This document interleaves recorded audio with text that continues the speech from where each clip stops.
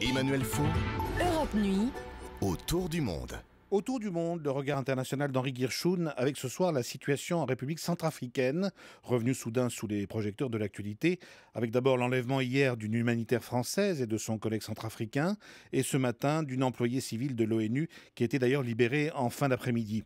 Alors un an après l'intervention française, relayée par une force de l'ONU, on voit, Henri, que le pays reste tout de même dans une situation toujours très chaotique.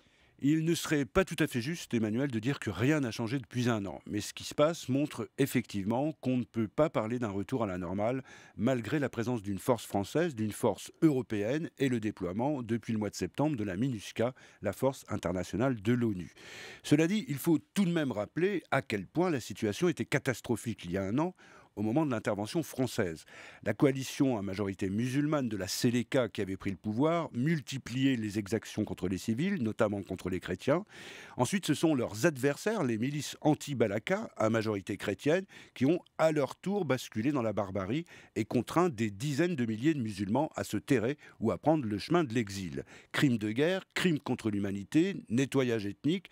Un rapport d'enquête de l'ONU indique que l'intervention a sans doute évité de justesse un génocide, mais il y a eu au moins 6000 victimes et des violations des droits de l'homme commises de toutes parts.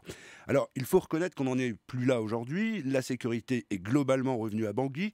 L'axe vers le Cameroun, une route vitale pour l'économie centrafricaine, est ouvert.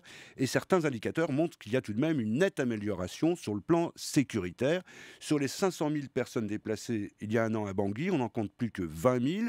Et il y a aussi l'amorce d'un retour des réfugiés musulmans, donc des progrès, même si ça reste précaire. Henri, on se demande pourquoi ces miliciens anti-Balaka s'en prennent à des étrangers et particulièrement à des humanitaires. Pour des raisons qui sont de moins en moins politiques et de plus en plus criminelles.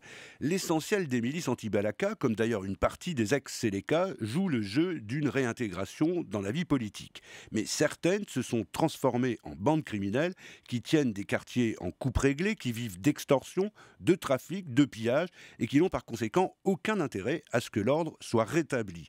Les auteurs des derniers enlèvements réclament la libération d'un de leurs chefs, surnommé le général Andilo, qui a été arrêté par les casques bleus. Il est poursuivi pour plusieurs assassinats, pour des viols, pour pillage, bref, il a plutôt le profil d'un chef mafieux que d'un militant politique. Ces enlèvements, c'est donc une affaire criminelle qui relève de la police. Alors un processus politique doit mener à l'organisation de nouvelles élections. Est-ce qu'il avance ce processus ? Il a pris du retard, il y a eu plusieurs blocages, il a fallu constituer un gouvernement autour de la présidente de transition, Madame Catherine Samba Panza, ce qui n'était pas simple, mais la préparation des élections est lancée, elle devrait avoir lieu cet été.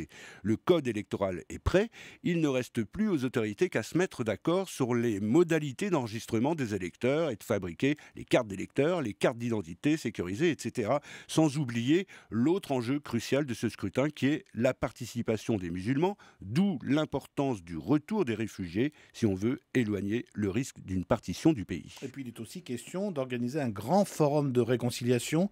Est-ce qu'il va voir le jour ? Oui, cette grande réconciliation, c'est en quelque sorte le pendant de la fin de l'impunité pour les criminels de guerre que recommandent l'ONU et les défenseurs des droits de l'homme. Des instances de dialogue ont été mises en place dans chacune des 16 provinces du pays, avec pour objectif de réunir un forum national à la mi-février.